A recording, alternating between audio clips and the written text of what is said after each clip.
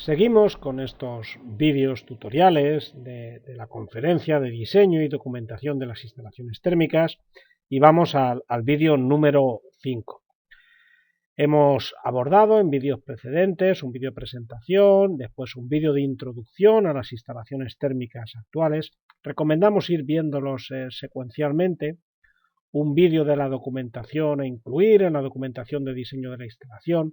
Hemos hablado del etiquetado energético de los productos que consumen energía y se incorporan a las instalaciones.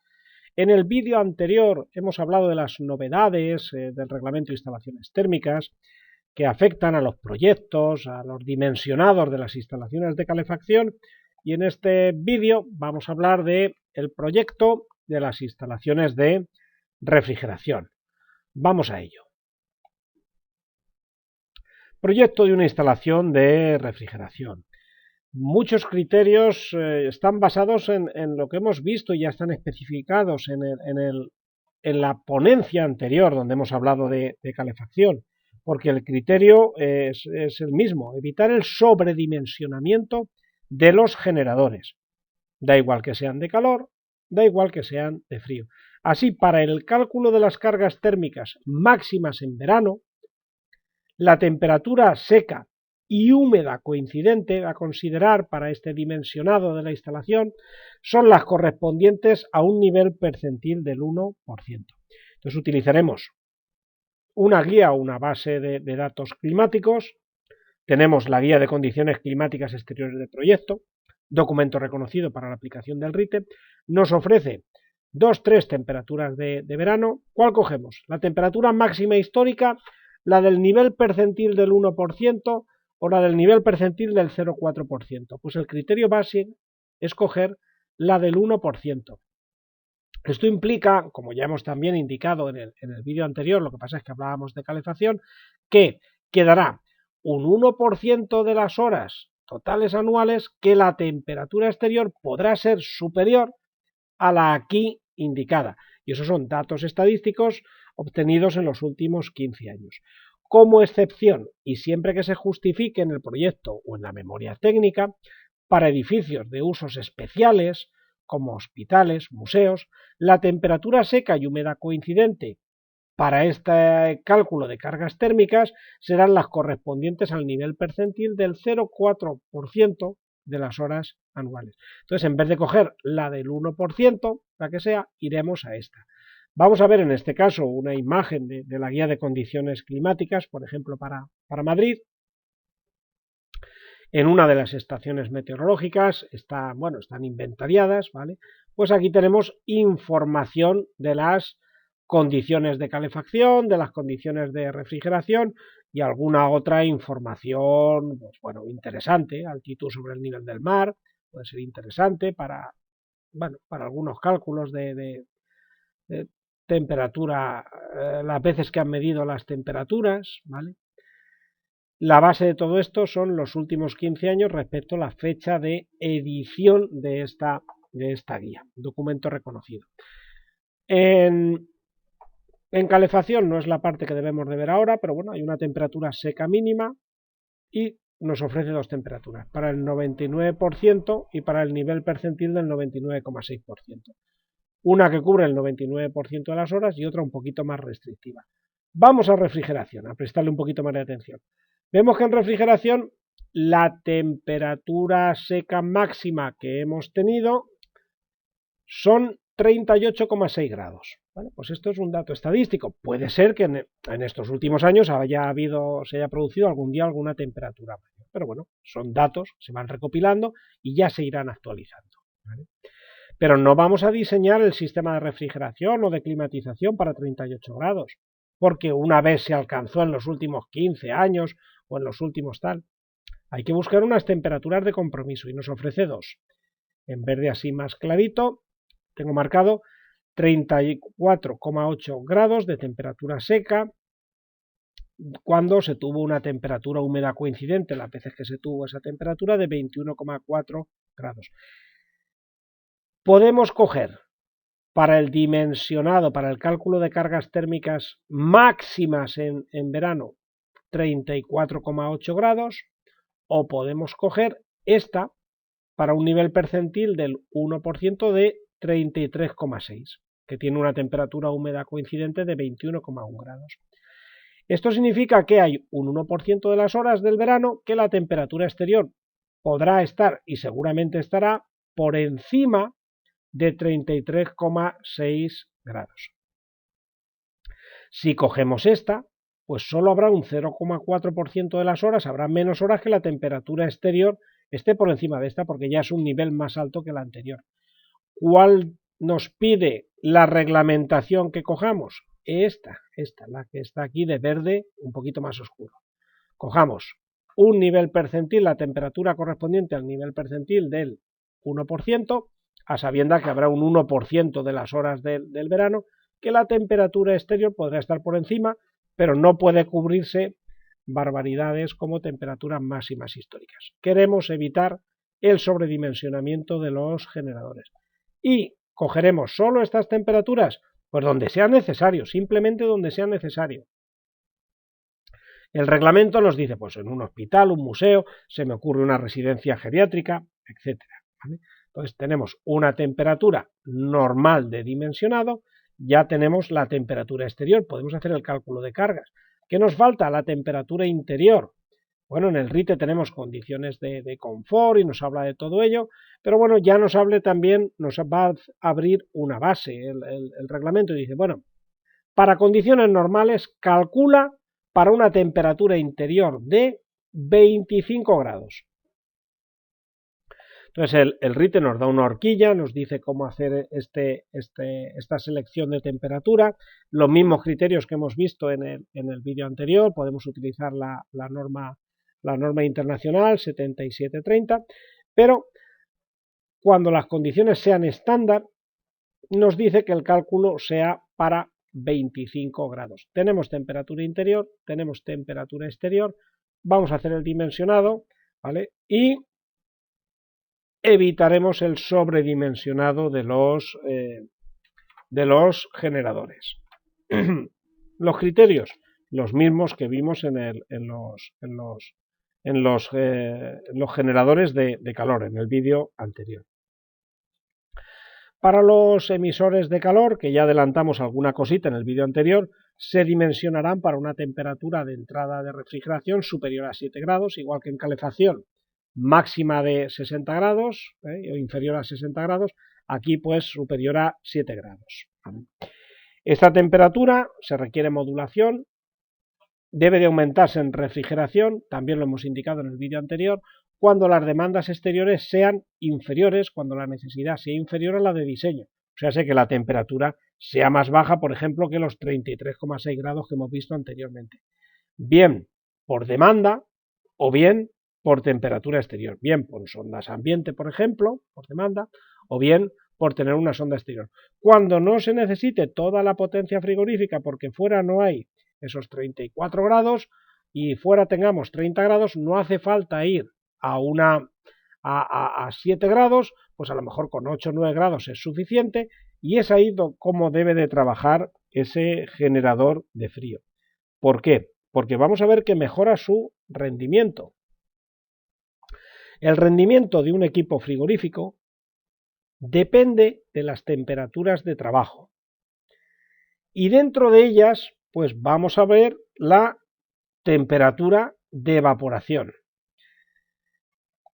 A mayor temperatura de evaporación, si aumentamos esta temperatura, mayor presión en la parte de baja, por tanto menor relación de compresión y mayor ER. Ello lo muestra este gráfico. Tenemos aquí en el eje de abscisas la relación de compresión, presión absoluta de alta entre presión de baja. Si se va disminuyendo el salto de presiones, que esto es la relación de compresión, de ese compresor de la máquina, ¿qué va haciendo el rendimiento mecánico del compresor? Y esto es pura física.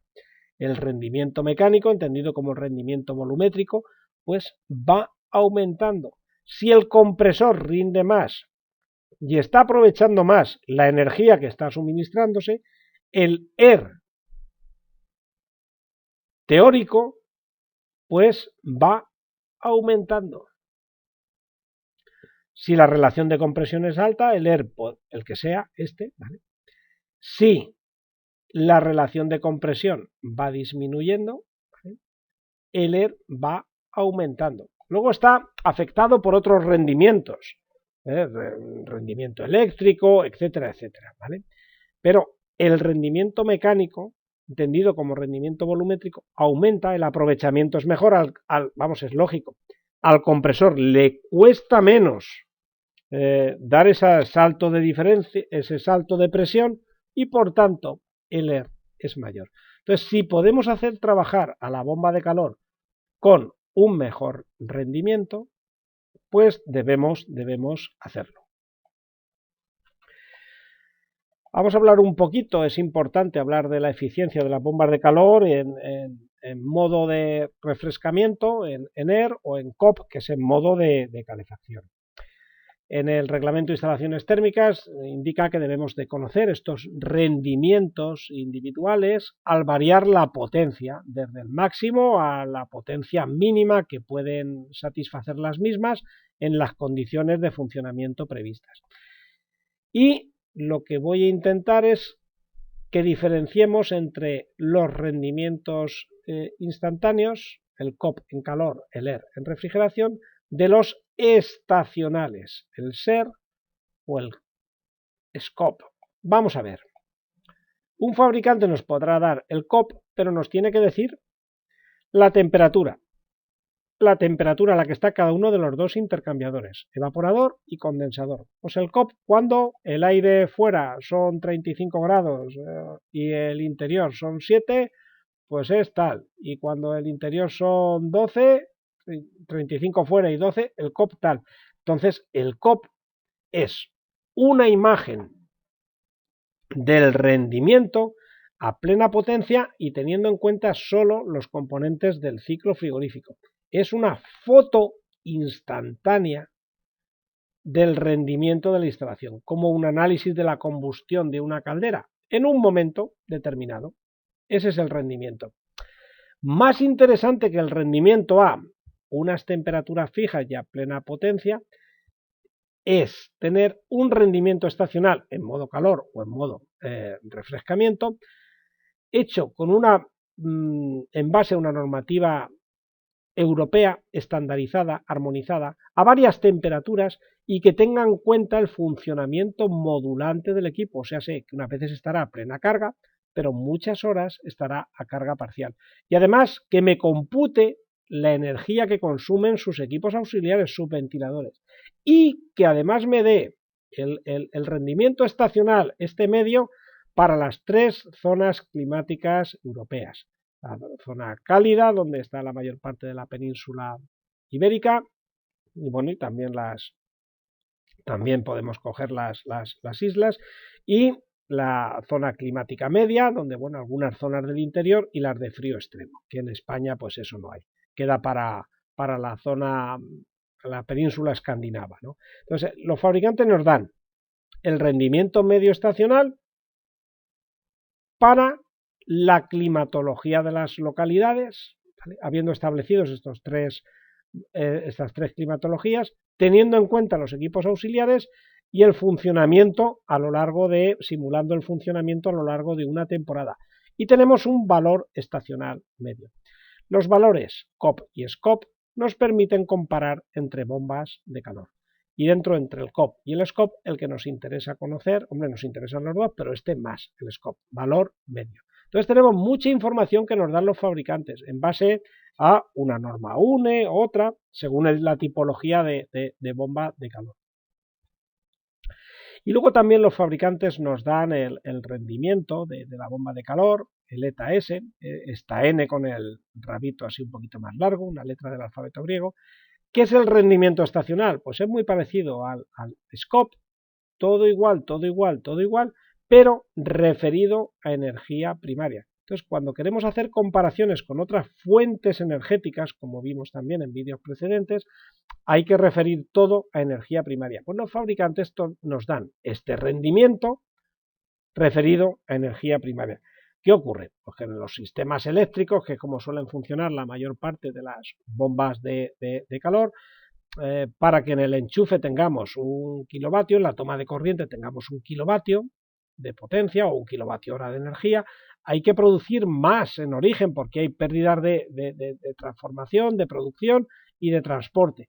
Así, por ejemplo, para que tengamos 1 kilovatio de potencia de media en el sistema europeo, hay que generar 2,5 kilovatios. Y este es el numerito que nos aparece muchas veces. El coeficiente de conversión CC 2,5. Entonces, claro, nos interesa saber la energía primaria consumida. Ya vemos que el sistema eléctrico no es eficiente, ya partimos de una penalización alta. Entonces, claro, será interesante que la bomba de calor, por ejemplo, una aerotermia, una geotermia o un equipo de aire acondicionado, tenga un rendimiento alto que compense todas estas pérdidas. Si, vamos a hacer un ejemplo inventado, si tenemos una aerotermia que por cada kilovatio produce 3 o 4 kilovatios, o lo que sería lo mismo, tendría un COP en modo calefacción de 3 o de 4, o un ER de 3 y 4, lo mismo nos da. Si tiene este aprovechamiento, será capaz de vencer estas pérdidas que tenemos del sistema eléctrico, y entonces será interesante. Y al final, pues con esta información nosotros podemos comparar fuentes energéticas. Y en cuanto a las bombas de calor, si compensan suficientemente esta penalización, como veremos 2 diapositivas más adelante, pues tendrán la consideración de energía renovable. Volviendo a las bombas de calor, ¿qué nos indica el reglamento respecto al escalonamiento de potencia? Pues que tenemos que tener una modulación en el funcionamiento. Nos dice que hagamos un estudio similar a los generadores de calor. La parcialización de la potencia suministrada deberá obtenerse con continuidad. Y ya tenemos aquí la modulación. Adaptación a las necesidades en cada momento. Y para instalaciones de potencia superior a 70 kilovatios, pues la matización. Como mínimo 4 escalonamientos, no quiere decir 4 generadores, sino como mínimo 4 escalonamientos de la central, siendo el mínimo como máximo del 25%. Lo mismo que hemos dicho en calefacción, que no se nos queden pequeñas demandas que hay que atender durante muchas horas del año con un generador cuyo peldaño más bajo está sobredimensionado respecto a la potencia a atender. Para instalaciones con potencias inferiores a 70 kilovatios, pues bueno, pues el reglamento siempre suele tener una flexibilización. La parcialización de la potencia suministrada deberá obtenerse como mínimo escalonadamente. Veamos un ejemplo. Por ejemplo, podemos necesitar 20 kilovatios.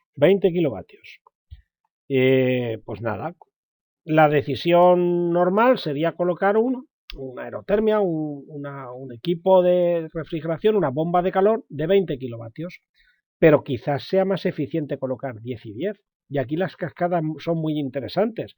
Trato de explicarme. Un equipo de 20 kilovatios tendrá un ratio de modulación.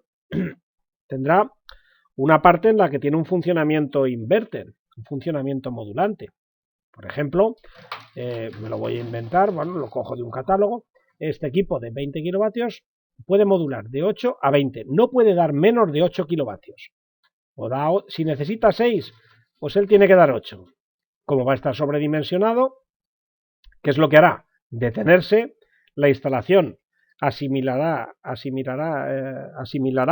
esa energía producida y cuando se la haya llevado, encenderá otra vez el generador para dar otra vez 8 kilovatios. Luego la instalación lleva un ritmo más lento de de asimilar esa energía que, por ejemplo, el generador, porque él tiene un ratio de modulación y un peldaño mínimo de parcialización. Esto es lo que significa. ¿Qué ocurre si cogemos 2 generadores de 10 y 10 y los vamos a coger de la misma calidad, con un ratio de modulación, que es algo que hay que fijarse siempre en cualquier tipo de generador, de calor o de frío, de 4 a 10? Esto significaría que esos generadores pueden dar de una manera continua de 4 a 10 kilovatios. Cuando se necesitan 6 kilovatios, pues con que funcione un generador dentro de su ratio de modulación, estará siendo óptimo y se estarán ahorrando maniobras de arranque y paro. Cada maniobra de arranque y paro en una caldera es un momento de mala combustión, un momento de ineficacia. En una máquina frigorífica es igual, es un momento de una alta punta de consumo eléctrico, un pico de consumo y un pequeño esfuerzo que tiene que hacer el compresor para ponerse a régimen, que además, si es un equipo todo o nada, pues además pues hará que en una serie de arranques pues se deteriorará, como saben bien los mantenedores. Entonces, ¿qué tenemos en una central de este tipo? Pues tenemos mayor versatilidad, porque incluso podría dar 4 kilovatios de potencia mínima si fuera necesario. Por eso hay que estudiar las demandas que necesita el edificio hora a hora, ver la máxima simultánea y ver las mínimas que va a necesitar para decidir el número de generadores a colocar. Y además no tienen por qué ser, como he dicho en vídeos anteriores, iguales. Podrían ser 8 y 12. Y se ganaría más porque llegaríamos aquí a unas potencias más bajas. Entonces hay que estudiarlo. No podemos colocar lo primero que nos venga allí, y muchas veces los fabricantes nos asesoran. Y por eso, en instalaciones de mucha potencia, pues se recurre a estas cascadas, que además tienen un ratio mayor de modulación, porque aquí podemos tener de 4 a 20 kilovatios funcionamiento continuo, mientras que aquí teníamos de 8 a 20. Hemos pasado de, con un solo equipo, trabajar con un ratio de modulación 4-10 a tener un ratio de modulación 2-10. Por tanto, mucho más eficiente. ¿Vale? Bueno, pues estas un poquito las novedades en cuanto a refrigeración, porque también nos hemos basado en cosas que ya hemos indicado en la parte de calefacción. Vemos que, en resumen, tenemos unas limitaciones, unas temperaturas limitadas para evitar el sobredimensionamiento de los generadores. Hay que buscar la eficiencia. Hemos visto también en vídeos precedentes que la mayor parte de las horas del invierno estamos en temperaturas medias, donde además los equipos son más eficientes. En cuanto al dimensionado de los emisores, pues para una temperatura igual o superior a 7 grados y adaptándose el generador a esas temperaturas superiores, porque además va a ser más eficiente. Nos interesan los rendimientos estacionales y tenemos que conocer todos los peldaños intermedios que nos den los fabricantes. Y los fabricantes en las fichas de producto dan mucha información, dan muchos rendimientos.